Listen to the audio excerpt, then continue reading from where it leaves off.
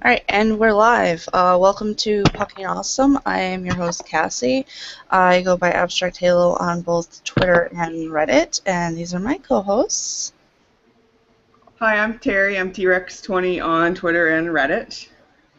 Hi, I'm Cora. I'm Philosopher on Twitter, and I'm Lorzod on Reddit. Ari? Never mind. Okay, we'll just keep going. Yeah. She'll pop in later. So today's big news is that... Sorry, I'm back. So sorry. Hi, I'm Ari. I'm our resident Blackhawks fan, and I'm at home now as opposed to at college, so there are a lot more distractions going on. So I apologize to anyone who's actually listening. The key to being successful in life Please continue. is cutting out the distractions. Yeah, I am a distraction. She's graduating now. She doesn't care about him anymore. She can make all the distractions she wants. Also, I apologize if there's meowing in the background. Oh well. Okay, so today out of the clear blue, Flyers traded Hartnell to Columbus in exchange for R.J. Umberger and I believe a fourth-round pick. In 2015. Thoughts? I mean, honestly, I didn't, like, I thought it was, when people started tweeting about it, I thought they were, like, kidding, like, ha ha ha ha, Flyers. Yeah. I'm confused. They're both the same age. Their cap hit is relatively similar. Hartnell's Almost exactly 4.7, yeah, 4.75 compared to Umberger, who's 4.6. Hartnell's been in the NHL a little bit longer. He has longer left on his contract compared to Umberger. But yeah, their career points per game, their points per game last 3 years, points per game last year. I mean, Hartnell got more than Umberger did, but Hartnell also has a lot more penalty ice minutes than Umberger. A lot more. Well, Hartnell also plays a lot more than Umberger does. Umberger was benched on the stretch for Columbus. He's been disastrous. He was the talk of buyouts in Columbus, which, frankly, getting bought out from Columbus is, you know, a thing that doesn't happen to good players. I think this is a huge mistake for Philadelphia. Looking to be that guy for a minute, looking at their advanced statistics, Scott Hartnell is a driver of play. He possesses the puck, he carries it in. His Corsi for relative for the past year is plus 6.2, which is pretty good. R.J. Umberger is, in my opinion, increasingly ineffective. He does not drive play. He's got a negative Corsi relative. He's got a quite large negative Fenwick relative. They were shooting the same last year, so Hartnell's probably going to improve over his last year's results, and I don't think you're going to see much improvement from Umberger. But do you think Hartnell's production might drop because he's not going to be on a line with Giroux? I mean,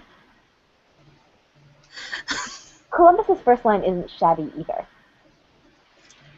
But they've got an incredibly young team, don't they? Yes. Yeah. I mean, so he's always good for experience and leadership, I would think. And, you know, he has a very good... He's a very well on-ice and off-ice presence. He has so, a I mean, tremendous reputation as a leader in the Philly dressing room. That should be said. Yeah. I just don't understand. Apparently, he was told that there wasn't a place for him in Philly anymore, so he waived his no-movement clause. If there's not a place for him, why did you essentially get the same player as him, but 3 years less on the contract? But a worse player. You got a worse player than him. Yeah, I don't, like, I'm sorry, it doesn't seem like that horrible. Like, it's 3 extra years. Also, you had a player that Philly's gotten rid of before, because R.J. Umberger has previously played with Philadelphia. Yes, and the other thing is, a lot of people are saying is that because Hartnell's contract is longer, Hextall is trying to fix some cap issues down the road. So that's part of... I think that's how Flyers fans are coping with this, is using that rationalization. I mean, he gave away JVR. Incredibly mixed result. I saw somebody, a Flyers fan on Reddit, refer to it as an albatross of a contract, and that seems a little odd to me. This isn't like a David Clarkson level contract. No, but he's also a very competent. I mean, he's playing with Giroux, and I mean, wasn't like Giroux's line and Simmons? Yeah, I mean, weren't no, Hartnell wanted to stay in Philadelphia. He definitely could have gotten more on the open market. Oh yeah, but maybe if that's what Hextall said, and he waived his no movement, whatever. You could say that he essentially didn't feel, I don't know if value is the correct word, but he's just like, I'm going to get it. I'll just say, probably it's just better if I just go now. Yeah. I mean, because I wouldn't want to be stuck around there. Right. If somebody tells me, if my boss were to say, we don't want you here, there's no place for you here, hell yeah, I'd leave. I don't know, and I think Columbus is a good also, option.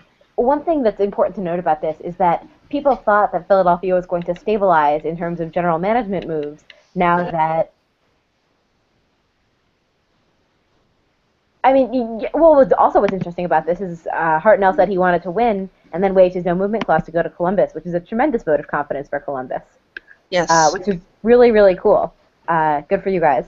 But people thought general management was going to stabilize now that Holmgren, who notoriously fire-sold everyone, was gone, and Hextall being crazy is not exactly headlines. But Hextall being crazy as a general manager might be headlines. I was going to say, when they promoted Hextall and they were like, oh yeah, now we've got some sanity, I just remember thinking, from who? I guess it's an improvement over, Patrick Waugh, but, sanity and Hextall, yeah, those two things don't actually go together. No, they don't. He wasn't exactly James Reimer in that. But I'm happy because the ongoing calamity that is the Flyers is my favorite shit show in the NHL. I like it more than the Leafs. I like it more than the Sharks. I love watching the Flyers self-destruct, so good for you guys. The Flyers are probably...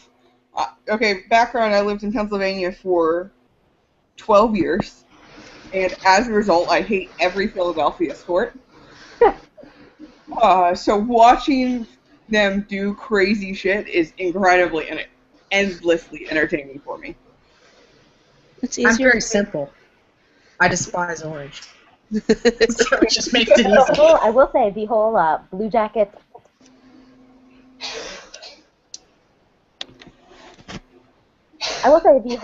Pittsburgh-Columbus narrative gets even better with the addition of Hartnell. Right? Yeah. Which is a narrative I'm going increasingly fond of. I would love to see an outdoor Pittsburgh Blue Jacket game played in Ohio. Oh, in the shoe. Yeah.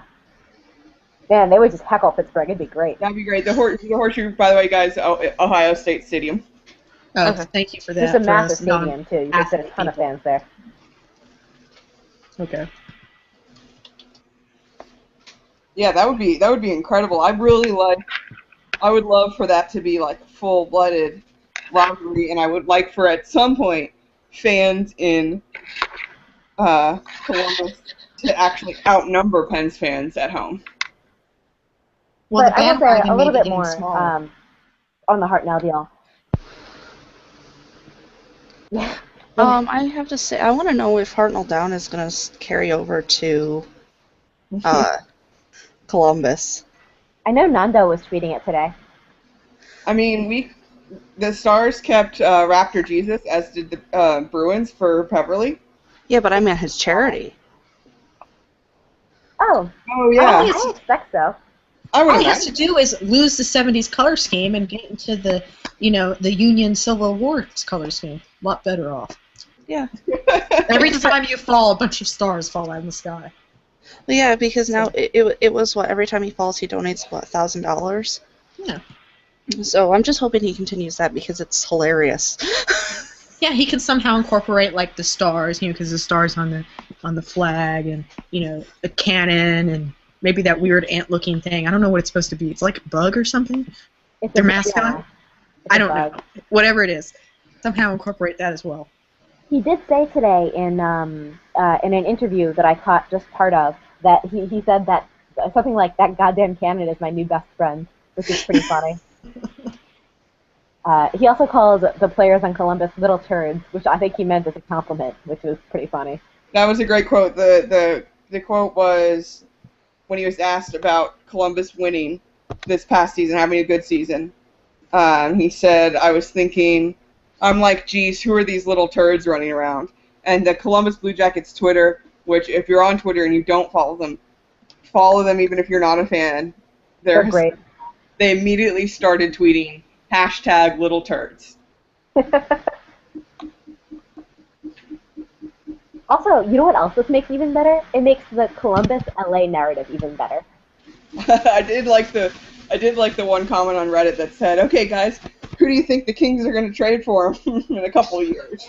I swear to fucking God, if Columbus trades Hartnell to the Kings and they win another goddamn cup, I am burning that city to the ground. And Josh, I am sorry, you can't stop me. It wouldn't take too much. I mean, they already have a proclivity for wildfires. Seriously, to the goddamn ground. No, she's burning Columbus to the ground, not LA. Oh, no, never mind. I'll burn LA to the ground, too. I think LA would be more difficult because it's bigger. I think Columbus is a lot easier to burn down. But it's very dry. I'm underestimating my dedication. I don't know. You sound a little bit dangerous. Don't cross Ari. You should also know that I'm knitting while I do this, so just imagine Ari just knitting away while threatening to burn your cities to the ground. I imagine like the knitting needles clicking harder and harder as you talk, and you get angrier and angrier. Yeah. All of a sudden, my scarf bursts into flames. Ari, that's this fucking episode where we discuss what U.S. city would be easiest to burn to the ground. Well, I mean, Sherman's March to the Sea indicates that the South is probably your best choice. Too bad Atlanta doesn't have a hockey team. Neither does Richmond. I never understood Atlanta's penchant for naming teams after fire. Like they had the Flames and stuff. Like, yay, our city got burned down after a horrible war. They're really proud of it. Have you been to frickin' Stone Mountain? Have you seen that monstrosity? They have a frickin' 200-foot tall carving of the Confederate generals in the side of this big frickin' rock that's like a mountain. They call it Stone Mountain because it's literally like a rock that's been placed. They love their Confederate stuff. The South is the only place I have ever been where it's totally acceptable to meet a stranger, strike up a conversation, and ask them if they go to church. Oh, yeah. Oh, you do? What church do you go to? Do you go often enough? I'm not kidding. I had this conversation yesterday. One of my very good friends is from Singapore, and I was talking to her on the phone today, and she said she was in Louisiana a couple days ago, and they were touring around, and they were doing some historical sites, and she goes, they went to some site, and she was like, oh, I read about this during your guys' Civil War, and the tour guide goes, honey, I think you mean the War of Northern Aggression. And she was like, do I mean the War of Northern Aggression? But I don't think I do. Sure, that's what I meant. That's totally what I meant. This was so condescending. I only live in the kind of South. I don't live fully in the South. Kentucky does not identify itself as Southern. They identify themselves as we don't know what the fuck we are. Appalachian, maybe. We are part Appalachian, but it's confusing. But they do hold some of the things, like I really did have a conversation yesterday with the guy who, on meeting him, he asked me, and we were sitting around, we're actually in Cincinnati, but he's from Kentucky, sitting around waiting for the U.S. soccer game to start, and he started asking me, do I go to church? What church do I go to? How long has it been since I've been to confession? What are my political leanings? Am I pro-life? And wow. This is not the first time it's happened since I moved below the Mason-Dixon line. Well, it's worse in South Carolina. I would imagine. I don't think I'll move any further south than this unless I go back to Texas. Rosalind, I'm actually going to be in South Carolina tomorrow. Oh. Yeah. Why? Aforementioned friend from Singapore wants to see as much of America as she can before she leaves, and so we are going to Charleston. I'm sorry, she's going to places other than the South, right? Yeah, well, she's already done a fair amount of the North. I tried to persuade her to go to Toronto, and she was like, no, I want to see America. And I was like, okay. Well, you won't get any more America than Charleston. That's for sure. Yeah. So if you have any recommendations, let me know. You know, I do like the South. But I worry about people from other countries who come here and they only see the South. She's going to be so confused when somebody says, "Bless your heart." I hope no one says that to somebody who's, I mean, unless she really pisses them off. Yeah. Oh, you cannot imagine, you know, the way. She'll probably get it. It's like, oh, you're from Singapore? Well, bless your heart. Because the United States is #1 in everything, didn't you know? And just bless her heart for not living. And bless your heart isn't always like you're a bitch. Sometimes it's, oh, I pity you. Oh yeah, that's what it's going to be. If she does get it, it's going to be, I so pity you. So have fun, Ari. I will let you guys know all about it. I'm pretty excited. I haven't really spent that much time in the South, so. But anyways, we should probably let's move on to the Hockey Hall of Fame inductees were announced. You guys don't want to take any questions? We have a ton. Oh yeah, we do. Questions. Oh yeah. Oh god. All right. So the first question is from Dave. He wants to know, the Flyers fan. He wants to know why his team makes him cry. I don't know, man. Maybe you need a new team. Yes. You're for the Blackhawks. You know, Dave, you're really close to a couple other teams that would be okay to root for. Yes, and get rid of the orange. Nobody likes orange anymore. It's 1970. Excuse you guys, orange is the best. No. Okay. Well, you know, if you want to keep the orange, go ahead and root for the Islanders. Maybe make it a slow change. That's actually a worse color combination, in my opinion. No, he can root for the Leafs because then he can root for JVR. Or he can root for the Kings because then he can root for Carter. Yeah, you want to be accused of being a bandwagon jumper? I mean, seriously. Okay. Tampa is probably replacing Lindback. Who should they get? I don't know. I guess Johnson's not coming back to the Bruins. I mean, I don't really know. I was thinking maybe possibly Nicholas Backstrom. Yeah, apparently Minnesota not interested. Well, Minnesota has a log jam at the goalie position. Yeah. So, and he would probably be a good fit for them. Yeah, that actually makes a lot of sense. Either him or Briz. You know, I love Briz as far as a personality, but I don't think he's the #1 goalie. No, they're looking for a backup. Right, Well, but okay. but this year it turned into a #1 goalie. Unfortunately. I'm saying I don't like if they're gonna need somebody to carry them in the playoffs again, it's not Briz. Fair enough. They didn't have it this year because Bishop got hurt. All right, so let's see. Drinking questions. We'll get to those at the end. There's a question about the Hockey Hall of Fame, so do we want to go into that and then address it? Yeah, Sure. that sounds good. Awesome. So today they announced the 2014 inductees. Goaltender Dominik Hasek, Swedish center Peter Forsberg, Mike Modano, Rob Blake, and Coach Pat Burns and referee Bill McCreary are going to be inducted this year. Thoughts? As a Stars fan, yay. As a Sabres fan, yay. But I had no doubt he was going to get in first year. The same thing with Modano. He damn well had better gotten his first ballot.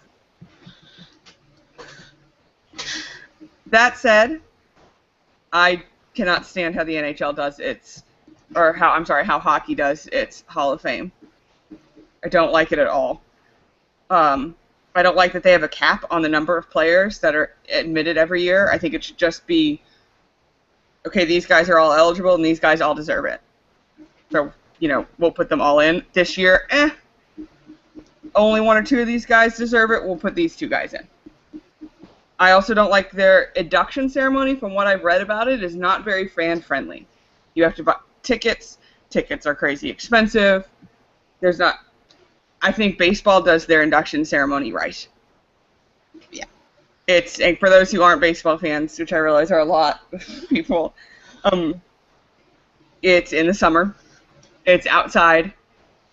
They basically set it up in a big field, and there is a roped-off area where you can get seats for, and they erect a big stage and a screen, and everyone gives speeches, and you can just go for free and watch in that field and see your favorite players. I saw Nolan Ryan and George Brett get inducted. They have events surrounding it the whole weekend. Kids can go get autographs for free. They do meet and greets with the players. They do special exhibits at the hall, and it's just a really great time. And the NHL just seems to complete reverse. Yeah. This, the thing that makes me happy about it is Hasek getting inducted, because I spent my childhood watching him play, and for him, he's what, captured my attention for the game for so long. That and his comments he made today about the city of Buffalo kind of made me tear up a little bit. So, what did he say about Buffalo? I got the chance in 1992 when I was traded to Buffalo. Actually, it was the best thing that could have happened to me, because in Buffalo, I got a chance to play and prove I could play on the highest level. Because the other Chicago wasn't giving him the chance. Oh, fuck you, Hasek. I think we're talking about Hasek. Here's the thing. It's true. True. I just showed up again.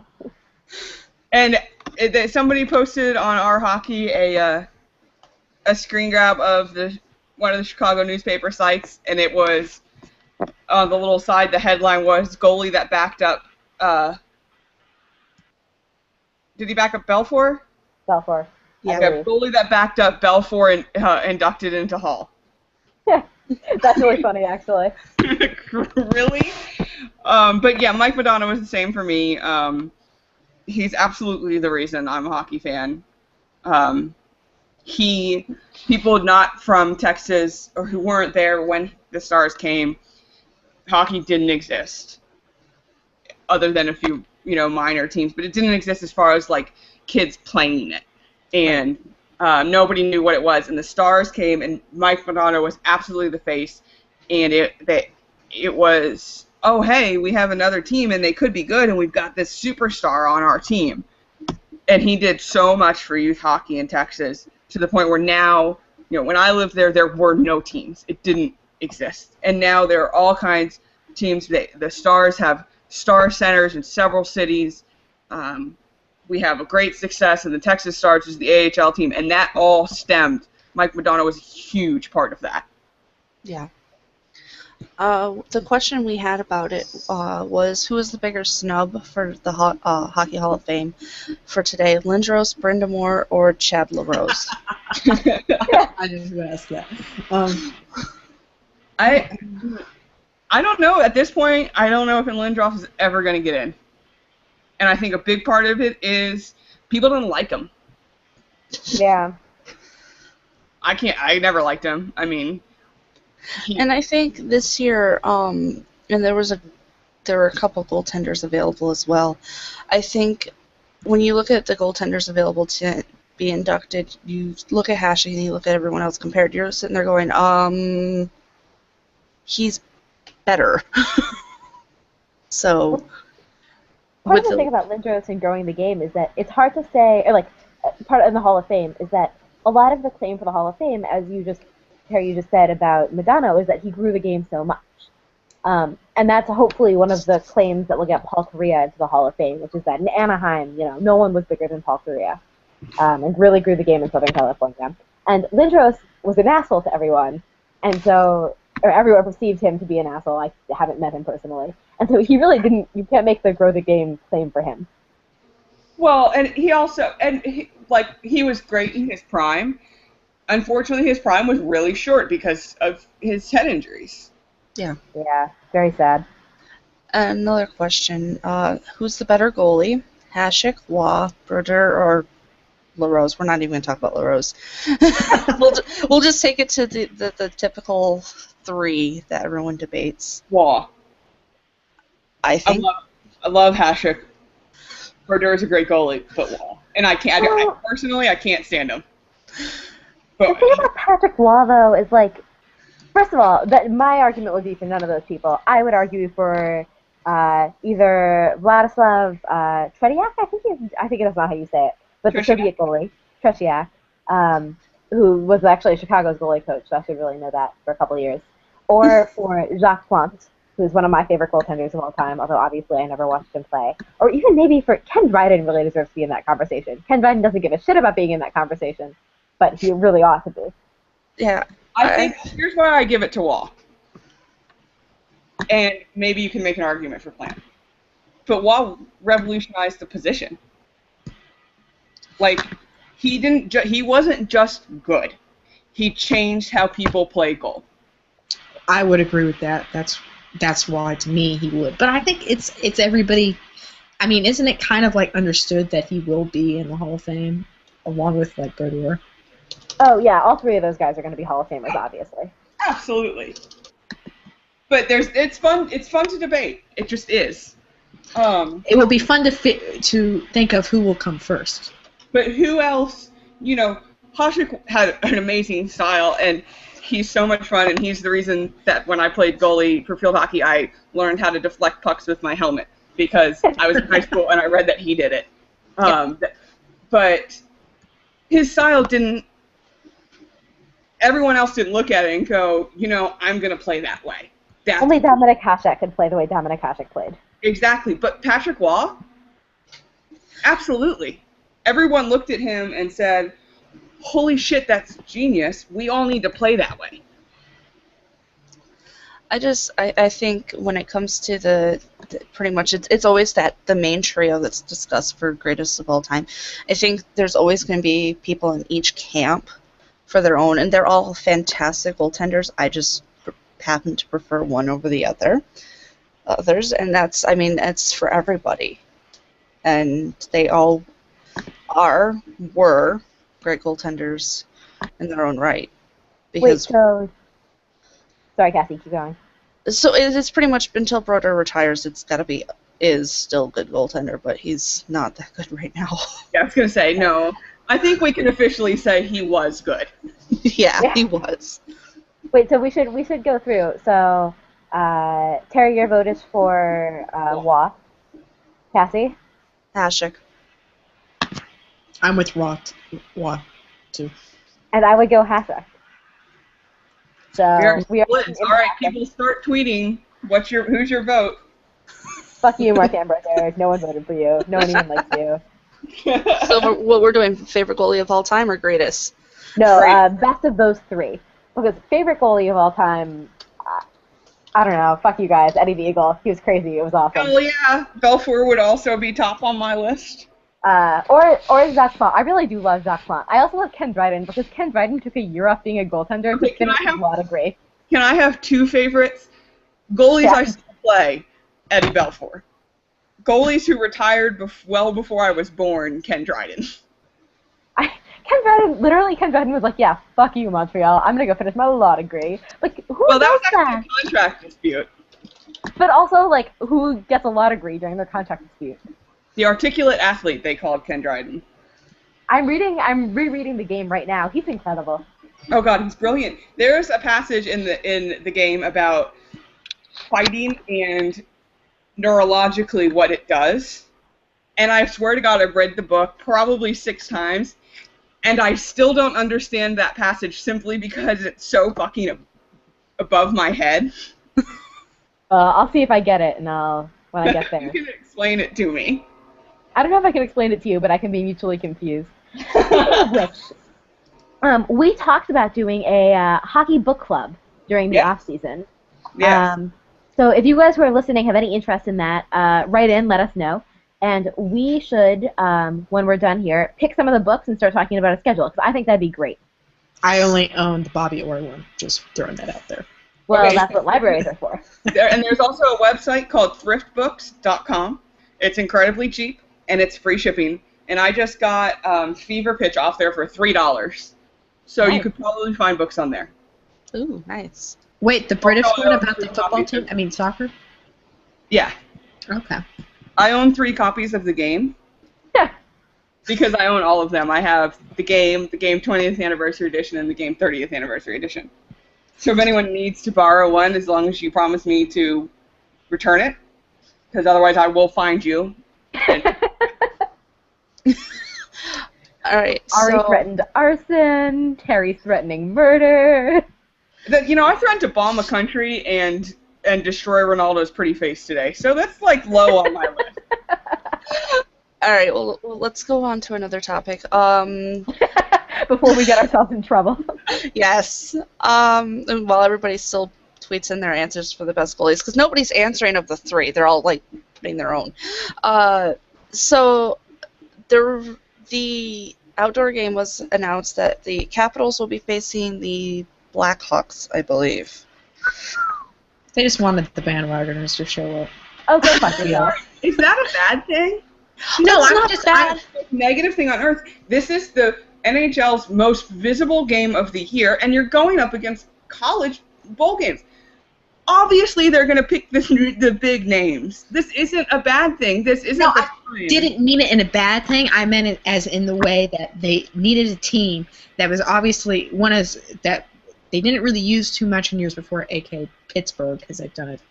So like they needed a well-known team to come in that has done very well, which would be the Chicago, that would have new fans coming in, and plus, they have all the college. No, well, they'll be out of school then, so never mind. Well, and this also isn't the game. You don't showcase small market teams. You don't showcase the Predators or the Panthers, or you showcase the teams that you stop someone on the street who's not a hockey fan and say, "Hey, name a hockey team." Those are the teams you showcase. But if we go back to the first and the inaugural Winter Classic, it was a small market team in that. But it's gotten bigger. And Yes, it has. It was big names. That it wasn't big. It was a big individual team or individual players that year, as opposed to the big teams. True. Yeah.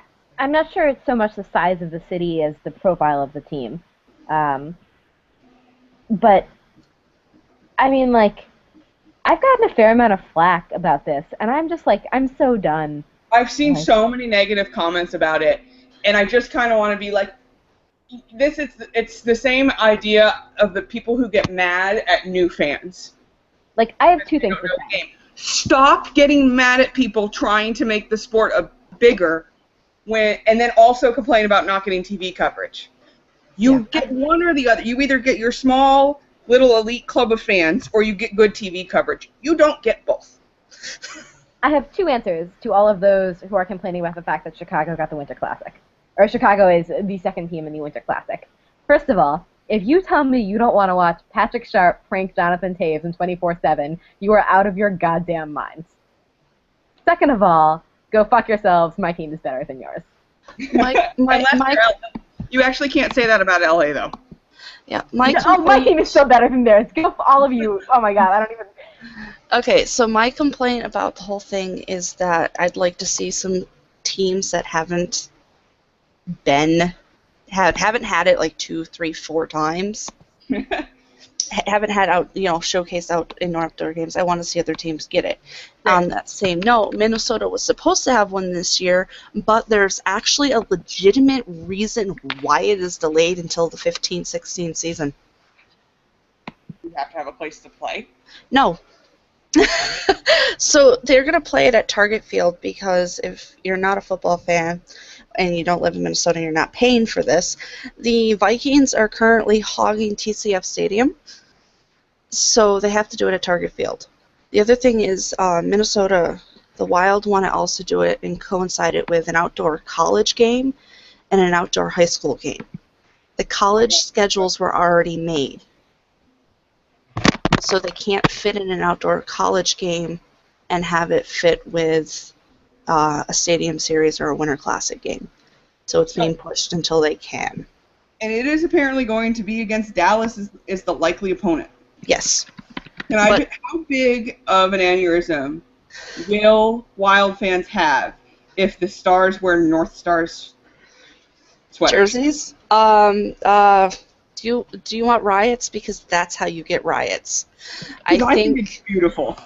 I think personally that it'll come down to the Wild will wear throwbacks from the Wild era, and the Dallas Stars will wear throwbacks to like the actual Dallas era. And I think it'd be safer that way. Yeah, but it'd be so much more. Listen, Minnesota fans already hate us. At this point, I'm all for let's just do it and watch them burn. I don't, because I'm going to be there. I want to go. I absolutely will do my damnedest to go. I'll probably get murdered, and it will be the last thing on earth I do. But I'm going to buy a North Stars Madonna jersey, and I'm going to buy a regular Madonna jersey, and I'm going to cut them and sew them together, because I want to make it as much as possible. I don't want to die, so I'm going to be there. I don't want to die from a riot. I will say this about outdoor games. I didn't go to the one in Chicago, partly because it was really expensive, partly because it was cold as balls. But I love hockey. That is the one game a year I just don't really want to be at. I want to watch it on TV. I think that the visibility is always terrible at these outdoor games, and I just don't want to be cold as balls. I play hockey outside, and I watch it inside, and that's fine. You know, I did consider going to the one in D.C. because I am in that area at Christmas time every year. However, the reason I thought, never mind, is because of the sightlines. Yeah, it doesn't seem like worth the amount of money it would cost. My concern with it is I don't want it to be at Target Field. I really don't want it to be at Target Field because it's a baseball field and the sightlines are going to be horrible. But I understand why it's not going to be at TCF. And it's either we wait for the Vikings to get their damn stadium, or we just... And that's what I thought we were waiting for. Well, I actually thought that they were going to wait for the Winter Classic or something like that, because the Super Bowl is coming to Minnesota. Sorry, go ahead. And I'm thinking because of all the media coverage, that's when the NHL is going to latch on and put a game at the same time. There's one reason I would actually really like it at Target Stadium, which is for those of you who have never been to Minnesota or seen pictures of Target Field, it has a great view of the Minneapolis skyline. And I think the pictures of them playing hockey framed by the really pretty Minneapolis skyline are just going to be awesome. Oh, yeah. Yeah, so I think that's something that's cool. And the visuals in this game are important. Yeah. Yeah. And Minneapolis does actually have a great skyline. Yeah, and they're going to, knowing them, they're going to tie it all into Hockey Day at Minnesota when they do the outdoor game. So it's going to be a huge, huge thing. So there's that. Do we want to take a couple more questions, or do we want to jump on to the next topic? Let's take some questions. Okay.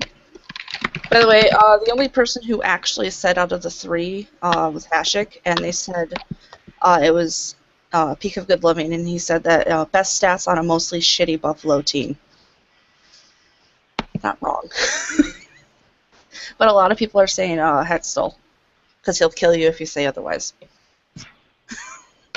That's actually not a bad reason, but I also think Wall would kill you. Yes. And I feel like Wall would do it and get away with it. Hexall would do it and go to jail. Wall would do it and no one would ever know. He'd give you a wink as he delivered the final blow.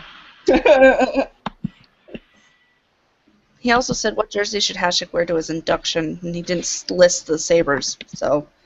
What? Yeah, I know that Sireny isn't listening to this, but Sireny just called me honey on Twitter, and so although you're not listening to this, I would just like to say, fuck you, Sireny. Okay, Here we go. What is your favorite hockey drinking game? This is from Josh, who today is his 21st birthday. Happy birthday, Josh. Yes. I have a good game, and this actually stemmed from the 2006 World Cup, which, if you ever watch the World Cup in England or the rest of Europe, hold on to your liver. So basically, you get a group of people to watch a game, and everyone gets assigned a player. So you don't get to pick your own because you can't cheat. Somebody else assigns you one, or you can draw out of a hat. And then you have different things. Anytime they mention that player's name, you take a drink. Anytime there's a close-up, you drink for the duration of the close-up. Anytime they score, you chug. Anytime they get a check, you drink. Anytime they get checked, you drink. You can make up the rules as, however many different scenarios you want. But it is hysterically fun. And it does get to a point where, if the player you have does something big that they don't stop talking about, you just want to crawl under the table and die. Okay. My drinking game while watching hockey is I drink until I forget that I'm a Sabres fan. I was going to say, I think for a Sabres fan, the drinking game is just get really, really drunk. I've never played a drinking game in my life. Actually. Which is actually really surprising because you can drink at 16 in Austria and 18 in Britain. I was going to say, Larzad, there is a, oh my gosh, what is the name of the color commentator who's used to be a goalie? Oh, Panger. No. Are you talking about Trip? Yeah, there is a Trip Tracy drinking game. Yeah, because I made it. Oh. My other account. Well, it's hilarious. Yeah, I've played that. It's it will get you drunk. Yeah, it's on my Imager account. Is this the one? There's one that is every time. Who says all you young hockey players out there? Oh, that's us. So every time you hear that, you drink? Oh yeah, the Blackhawks broadcast one is pretty brutal. All you young hockey players, good sticks on the ice. Oh my gosh, what else? Every time you hear Kane to Taves, I take a shot. Which, since they don't play on the same line in the regular season very often, isn't a good one anymore. But in 2009, when they were playing together all the time, you took a shot every time they said Kane to Taves, and whoosh. Yeah, I just drink to forget my team. Let me see if I can find it. Let's see what we're thinking. Yeah, the one I created. This guy who they decided NBC, because John Forsland, the play-by-play, he does a lot of backup for NBC. They decided during the playoffs that Tripp would join him, which it's kind of a John and Tripp mix of a game, but Tripp, the color guy, gets very attached to certain players, and he speaks Russian to Semin. He recited this letter to Semin on air, and Alexander Semin is just sitting there looking really uncomfortable. But I mean, he's just so awkward. A poem in Russian. Wow. Well, we don't know if it was a poem, but it was definitely a letter or something. That's but weird. He'll say these random Russian words, and he has the parents he texts the parents of the players. He's formed friendships with all their parents, the mothers. And then he'll start talking about roommates and all these random personal information. He's kind of a very different version of Pierre. That's so weird. But more lovable. Ralph and Razor change up so much. The fun thing with the Stars and Razor is you never know what he's going to say. So it's hard to make it a drinking game. Yeah, we have RJ, which just makes up for everything. So, is he the high pitched guy? Goes boo. Sort of. He's RJ. He's the top. He's the one who coined the top shelf where Mama hides the cookies, in the Mayday and La La La Fontaine. Yeah, all that. He's fantastic, and we only have 2 more years of him, and then I'm sad. So. What happens in 2 years? Do you kill off your announcers at a certain time? No, he's actually retiring. Oh, that's sad. So yeah, for the next 2 years, what he does is he calls half the games in the season, mostly the home games, some of the ones on the road in the area of Buffalo, and then Dan Dunleavy calls the rest, and he's the one who's going to take over from RJ's position, but has said that should we go to the playoffs, RJ is welcome to take his mic back for those calls.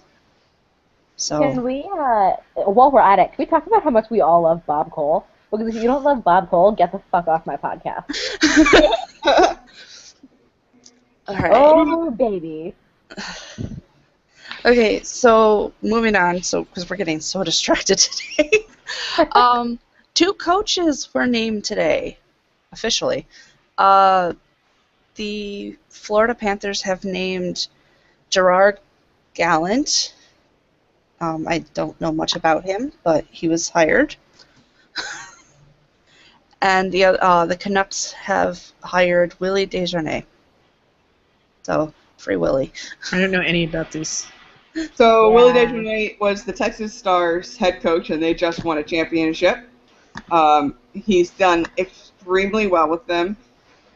And, I mean, they managed to be very good at a time when we took so many of their defenders because of injuries this season that they were using forwards as defenders. And they still did well. He's an excellent coach. So, I think the thing that I had to say about this news is, haha, fuck you, Pittsburgh. What is Pittsburgh doing? There's this. They have JR as their new GM. I mean, Actually, one of the questions we had was how is he going to find new and innovative ways to run the Penguins franchise into the ground? I am just going to laugh. Somebody did post this article today with the title. It said, right now it appears that as if Rutherford has 2.5 weeks in the job, doesn't have a clue as what he's doing, and basically everybody's like, yeah, we could tell you that because he did that all the time at the Hurricanes. So it was with all due respect, I wouldn't have exactly hired JR to fix a franchise. And it's, as someone smarter than I commented, I think it was Justin Bourne, talked about, you already know he's not going to be there for very long. You know, or actually, maybe it was Elliot Friedman, 30 Thoughts, which everyone should read. You already know that JR is only going to be there for 3 years. He's retiring after that. So you've got no stability in the franchise. You're entering a period where you're going to start getting into Evgeny Malkin's twilight years. Decline. He's hitting his scoring peak. Crosby's only got a couple more years in his scoring peak. You know, Those things make me really sad. Yeah, it is very sad. It really is. Crosby's good to watch, we can say. Even if we all hate him. And Pittsburgh is, you know, Philly has always been the tire fire of Pennsylvania, but Pittsburgh is tire firing its way right up into that conversation. Well, I'm sorry, but how are you going to hire a coach? The reason Desjardins went to Vancouver instead of Pittsburgh, reportedly, is because they wouldn't let him hire his own staff. They wouldn't give him a say in his assistants. Oh, I heard it was length of contract. I heard it was those two things combined, which length of contract, okay, I can see that. He's an AHL coach. He's not proved in the NHL. But you don't let him choose his assistants? You don't let him choose people who, you know, I think with a coach, they want to choose people who works well with them, who bring something to the table they don't bring, and who, you know, likes their system. How do you not let a coach have say in that? Yeah. It's certainly not a vote of confidence. Exactly. It's kind of like, listen, we don't think you're very good.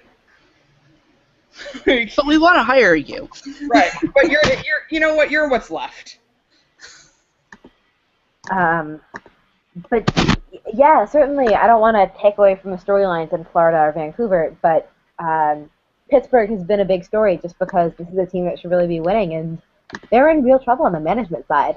And, you know, Mario Lemieux has saved this franchise half a dozen times, but what are Mario Lemieux and Ron Burkle doing? Because at the end of the day, the buck stops with them. Mario Lemieux, and I love, Mario Lemieux is at the top, is near the top of the list of my favorite hockey players ever. Yeah, he's top 5 for me. He has saved the franchise in being a player and being an owner, because for those who don't know, Pittsburgh was on the verge of moving, and Lemieux stepped in and said, you know what, no, I'm not, well, first he bought them. And then he said, you know, he was going to sell them. No, I'm not selling them. You will not move this team. They got Crosby, and now they are what they are. But he's never saved them as far as, oh, I just made this amazing contract, or, oh, I just made this amazing deal, and I just brought in these great guys. Like, he's never saved them that way.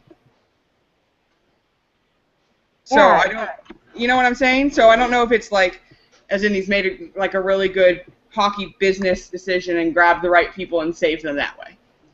And I mean, Ron Burkle's a douchebag who I don't think even knows anything about hockey, so... Who? Ron Burkle, the co-owner of the Pens. The Pens are co-owned by Mary Lemieux and Ron Burkle. Okay. Well, I just have trouble hearing you. Yeah, sorry, my mic is terrible, I know. But anyways, so Desjardins sounds like he was sort of the coaching coach of the season. Sounds like he was the best coach available in the offseason, except for maybe Trotz. Yeah, I'm in no way Well, surprised. and Laviolette. I don't think Laviolette's that good of a coach. Ooh. Sorry. I think he'll do fine in Nashville, though. We will find out. It'll be fun to see. You want to put a bet on that? No, I'm good. I just think they're in a bad I'm sorry, division. Preds fans, it's not you. But can the Central teams just not, can everyone not good at the same time? No, like, I'd fuck really you. like it if Nashville doesn't improve and if Winnipeg doesn't get a good goalie. Like, we already have Dallas, as a Dallas fan, I have to deal with Chicago, Minnesota, and Colorado. Can we What not about St. Louis? That's St. Louis. Jesus Christ. Well, let's just put. Okay, Blackhawks, you've had your fun. Okay, Yeah. start being bad again. No. So, You really can't afford both Tays and Kane. You should just ship one of them off. No. I bet Kane would love hanging out in Dallas with Ben and Sagan. Oh, okay. That would be fun. Sagan and Kane would both show up to practice drunk, and you wouldn't get any use out of them. So you don't want that either. yeah. That so, said, Sagan and Kane did play together in the lockout, and they played quite well together.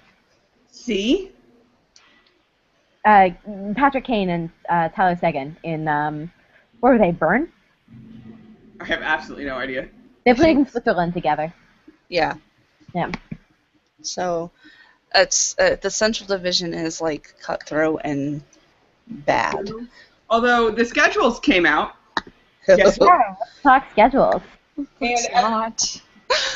the Stars play the Predators the last game of the season, which means that the Predators will be battling for the last playoff spot because that's how the Stars like to do things. We found out 4 teams got shafted in their scheduling. 2 teams have 19 back-to-back games, and 2 of them have 18 back-to-back games. And just for the record, this doesn't mean like you play 19 games in a row. It means you have 2 games back-to-back 19 times. Yes. Buffalo and Columbus are with the 19, and Toronto and I can't find it. I had it. New Jersey. Yippee-ki-yay. And Buffalo and Columbus will also have the most tired games, which means number of games listed, the team is playing the second game on a consecutive night versus one that the team has not played the night before. Essentially, we've got shafted again on our schedule. I will say this about our schedule. It's not so bad until you get to the end of the schedule. And then, from March 30th, here is the Blackhawks schedule. Kings at home, Canucks at home, Sabres away, Blues at home, Wild at home, Blues in St. Louis, Avalanche in Colorado. You think those last 4 games might mean something? Blues, Wild, Blues, Avalanche. Oh, fuck me. This is what it is to be in the Central Division, though. I just like, we're going to be fighting for the title of the Central Division. We're going to be fighting for playoff positioning. It means that we're not going to be able to rest our guys because we've got fucking... Wait. I'm sorry. But forgive me if you're fighting to win the division and positioning and resting your guys for the playoffs. Dallas was fighting to get to the playoffs. Yeah. We all have our crosses to bear, Terry. So I would just really like the Stars again are playing Chicago. They play at home Saturday, November 15th against the Wild. Oh, and then hey, the very next day, they play in Chicago. And they did this last season, too. Could we put the shitty teams as the second game of a back-to-back? No, that doesn't work. It doesn't work that way. Like, it should. It should, but it doesn't work that way. Now, a lot of people were arguing that... And, oh, by the way, that happens in January, too. Yeah. A lot of the arguments were that teams in the East with all the back-to-backs and stuff, it doesn't really make a difference because travel is so short. But I think these people are kind of forgetting something else. They still have to play 60 minutes of hockey 2 nights in a row. Yeah, but they have an hour-long plane ride. Yeah. Which makes, I mean, it makes a difference, but it doesn't take away that their bodies are going to be worn out and they don't have a day to recover between the games. And which, like, the comparison is that the Blackhawks play the Jets in Winnipeg and then have to play the Kings at home. Like, no Eastern Conference team has to fly that far. No, definitely not. But yes, it contributes to it. It's just when you've got 19 back-to-backs, you're sitting there going, come on, really? On the same side, the Sabres are listed for 11 Hockey Night in Canada games. Wow. Are you going to beat Toronto in all of them? Probably. The Stars Thank you. Thanks. Sorry, it's the only team we can beat besides the Bruins. Yeah. I mean, I've already prepared myself to do 7 losses in a row or whatever it was, like we did at the end of this season. I like this. Totally I like this stretch. This stretch in March for the Stars. March 5th at the Panthers, March 7th at the Lightning, March 10th at the Flyers, March 12th at the Hurricanes, March 13th at the Capitals. Wow. Oh, that's going to be a little tiring. Yeah. The one good thing for the Sabres schedule I noticed is for people who don't know how the scheduling works, if you've got a nationally broadcast game on a Wednesday, it's most likely NBC's rivalry night. Last year, we got it, and they said we were rivals with the Red Wings. Well, of course. It's Hasek. It's Hasek. He made that rivalry. It's nothing. Yeah. It's not playing against. It's fighting over great players. Yeah, but this year I'm happy to announce that the Sabres only have one Wednesday night game on a national broadcast, and it's against the Maple Leafs. Well, there you go. Which is an actual rivalry. Wait, Kathy, did you say the Sabres have 11 Hockey Night in Canada games? Yes. We have 6. That's bullshit. Dallas has 7. No, Dallas has 8. Chicago only has 6. What is this? And you would think that these would all be against Canadian teams. We got, let's see, one against the Penguins, one against the Capitals, Avalanche, Flyers, Stars, we got Capitals, the Stars. Rangers, Penguins.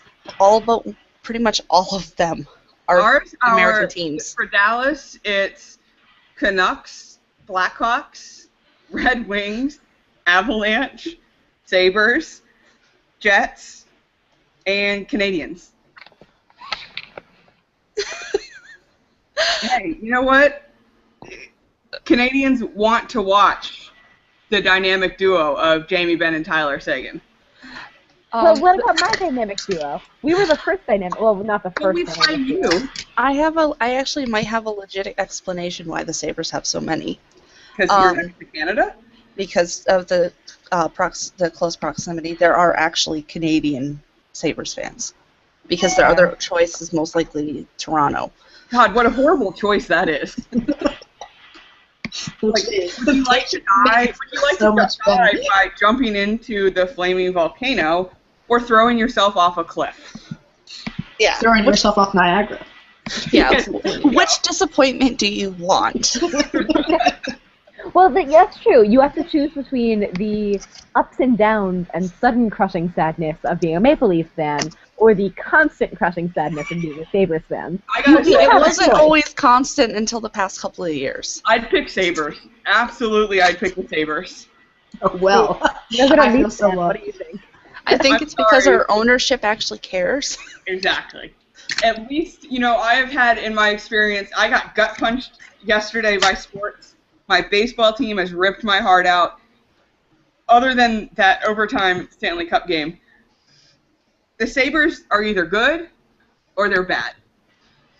The Leafs are, you never fucking know. They've managed to screw it up. Yeah, Schrodinger's team. The Leafs are both good and bad at the same time. And it's painful. I will say, I really, really hope the Leafs make the playoffs because the playoffs are more fun when the Leafs are in them. I don't know. I'm really sorry, Cora, but I would really appreciate another end of the season meltdown because that was hysterical to watch. I think you guys should know by now I don't have a heart, so it doesn't break as much as yours does. It's I don't know. The fact is the upper management for the Leafs just doesn't seem to give a shit about fixing the team, where the upper management of the Sabres is like, it's gonna get fixed. So. Do we have any questions to end on? Because I think we are closing in on an hour. Yes, we are. Couple really off hockey topic questions. If I can find them, scrolling too far here. Okay. Oh, I'm looking at the wrong. That explains it. All right. So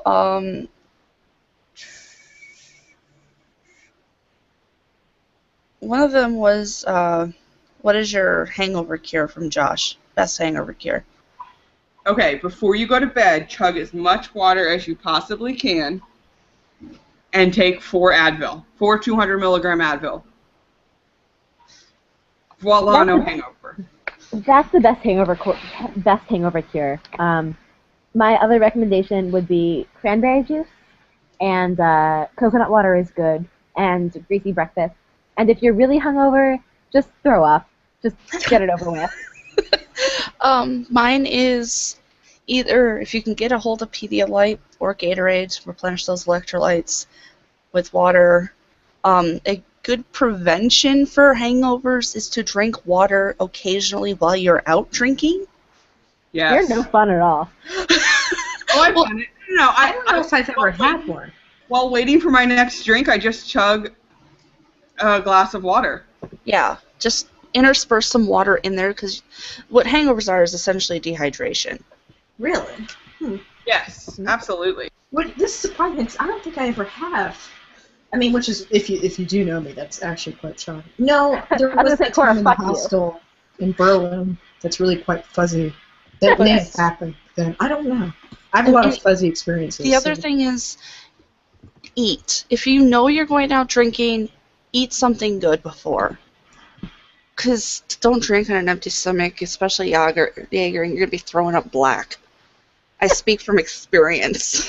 Yes, please eat. Oh, also, if for some reason your doctor tells you you shouldn't drink, don't fucking drink. Yeah. I had a friend in college who had an ulcer, was explicitly told to not drink, got drunk. In case you weren't aware, what happens when you get drunk while having an ulcer is you puke blood. And then you go to the emergency room. Well, that sounds hardcore. Yeah, so don't do that. All right, what other off-topic questions do we have? What is your favorite drink? I like vodka cranberry with just a little bit of orange juice. Oh, that sounds good. Also, bourbon and Ale 8, which is a local soda. It's kind of like a ginger ale. So bourbon and ginger ale is really good. I used to drink a lot of pints of Magic, but that may have been more because it was cheap. Now that it's back in style, I like a Moscow Mule a lot.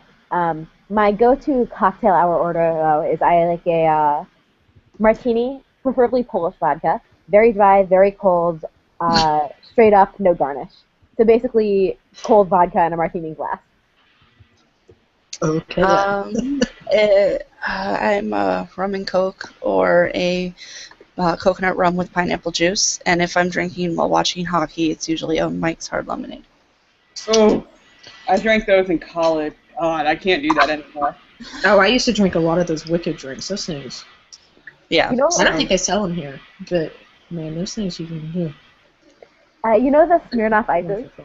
Yeah. Yeah. I can't do those anymore either. They're just, So in college, a thing to do is icing someone, where if you find a Smirnoff Ice, you have to get down on one knee and chug it. If you're playing the game, which is, I don't know, whatever. Everyone I knew played.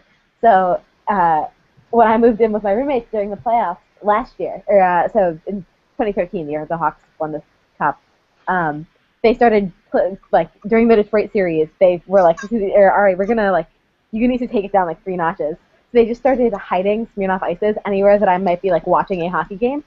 So I'd be watching a hockey game and I'd go to reach for the remote and there'd just be a Smirnoff Ice there. And I was like, fuck you guys.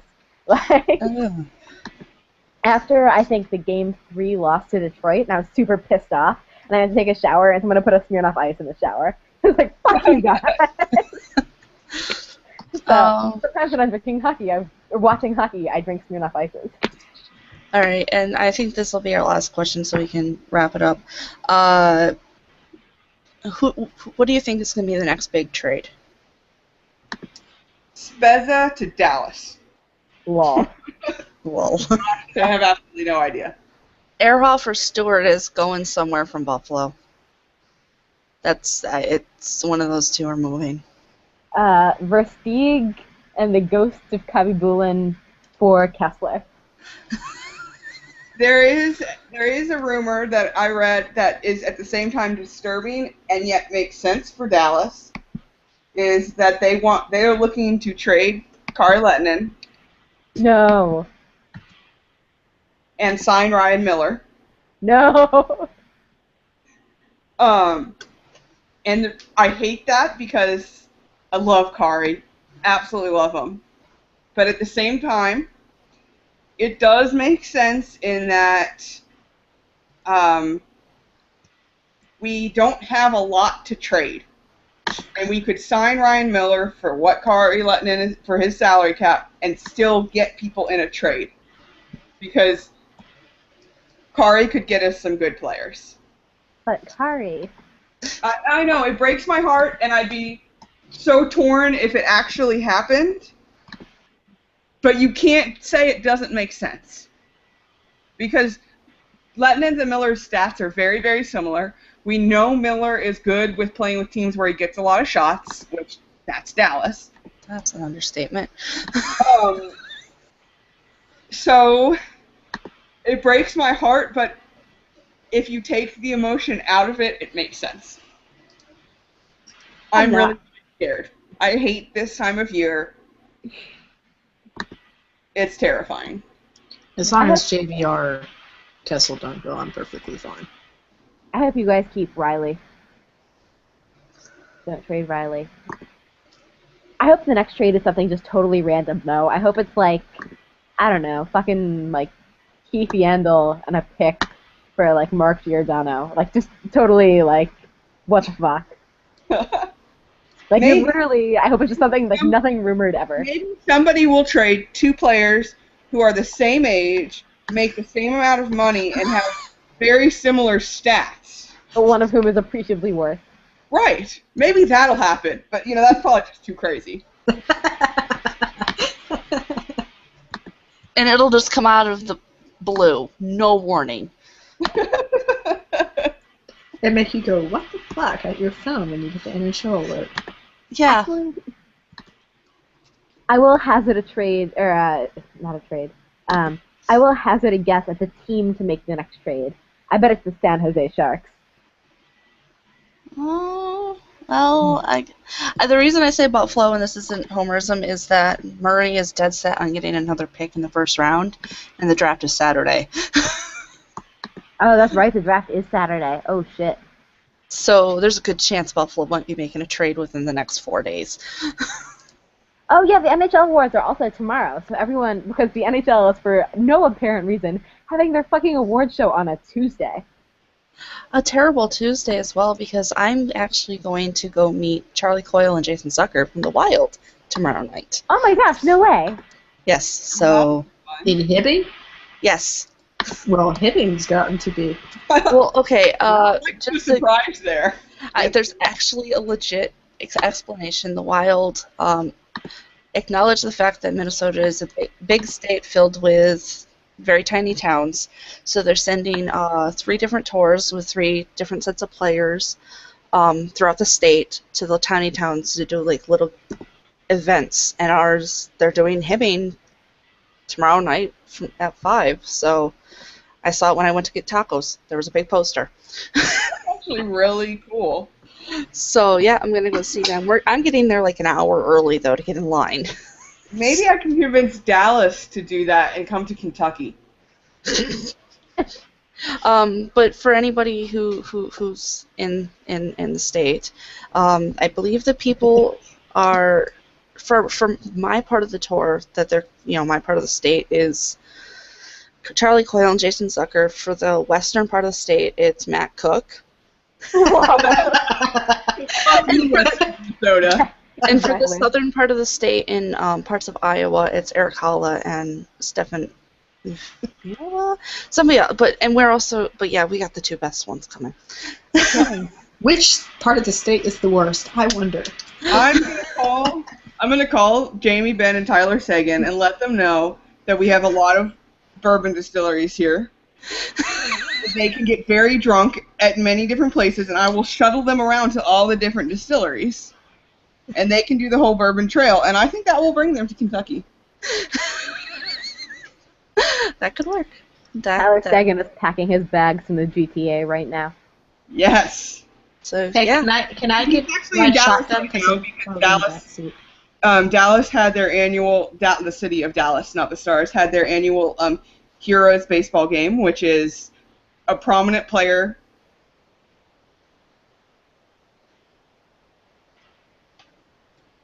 Did we just lose Terry? I think we did. Well, that's sad. She's still in. Wow. Terry, we can't hear you. Anyways. Well, Kathy, you're going to have to report back. We'll definitely talk about that next time on Puckin Awesome. Yes, also and I will be taking pictures. So. Oh, yes, please do. Next time we will also definitely talk about the NHL award winners from the hilarious NHL theme, any other crazy trades that happen, and of course the draft. Yes. So that's what's on tap. Also stay tuned for the Puckin Awesome summer reading list. Yep. And tonight you guys can catch the after hours show. It starts between 11:30 and midnight Eastern time. It really depends on when they get going. It's not a stable time. You can catch all of our past episodes on our YouTube channel and the website ourhockeycast.com, as well as the subreddit r/ourhockeycast. Terry had issues with her computer and it randomly turned off, so that's where she went. But she is T_Rex20_ on Twitter, and I believe, what is her Reddit? Is it the same? I think it's also TRX20. Okay. And I am Abstract Halo on both Reddit and Twitter. So. And I'm Lorzod on Reddit and Philosopher on Twitter. I am RA_Raid on both Reddit and Twitter. And LiveJournal, although I shut down my LiveJournal account after people from Hockey Twitter found it. So that's no longer an option. Now I'm intrigued. I locked it to just me because Josh was like, wait, you said you had a LiveJournal when you were like 14. And I was like, yeah. He was like, I bet it was Raid. And I was like, oh, fuck you. Wait, what do people use LiveJournal for? I thought it was just like for fan fiction stuff. No, it was like genuinely a journal of my life in middle school. And just no one would read that. So that'll be a topic of discussion for next week as well, apparently. What do you think Ari thought when she was in the 8th grade? Let's hear about how Mean Girls influenced her life. I did not leave the South Side for that conversation. All right. So we're going to call it a night. Thanks for listening. Bye.